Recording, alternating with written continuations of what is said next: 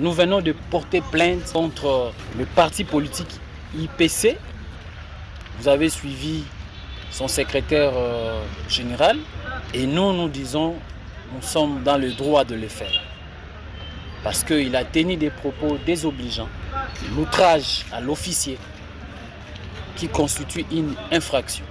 Nous avons de preuves et que nous insistons encore une fois que la plupart des gardes du corps de son président Thomas Lubanga, de ses partis politiques, sont les leaders des groupes armés Zaïre. D'ailleurs, nous avons actuellement droit de le dire et que le groupe armé Zaïre barre IPC. C'est parce que tous les leaders ou la majorité des leaders de ces groupes armés sont bel et bien membres de IPC. Vous pouvez voir dans toutes les images où M. Thomas Lubanga, dans des meetings populaires, à l'aéroport, partout, vous les avez vus. Peut-être vous ne les connaissez pas, mais nous les connaissons. Et donc, voilà la raison pour laquelle nous venons de porter plainte contre le secrétaire général de l'IPC, lui qui nous a promis, et nous le faisons. Et ça, c'est un message que nous voulons lancer. D'ailleurs, nous les conseillons de cesser avec cette politique de la grenouille gonflée qui ne tient plus debout. Lui et son parti politique veulent retomber la province de l'Ituri dans les chicayas des conflits intercommunautaires.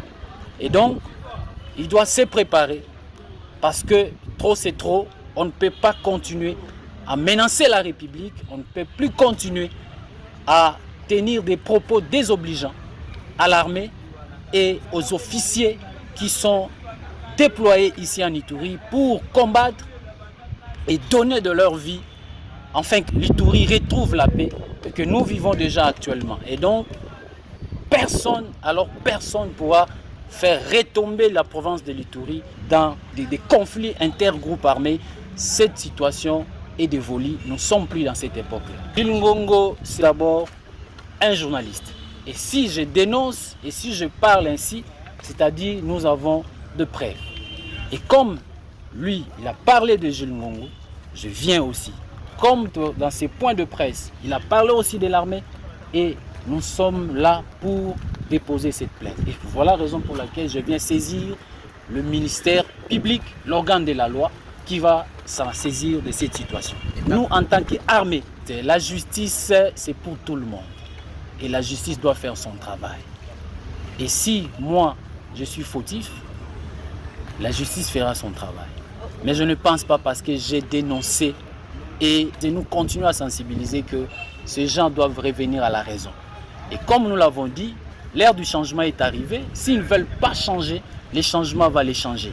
Nous sommes à cette époque où la loi doit primer sur nos pensées communautaires, nos pensées politiciennes. Cette époque-là est passée. Nous sommes au moment où nous cherchons la paix.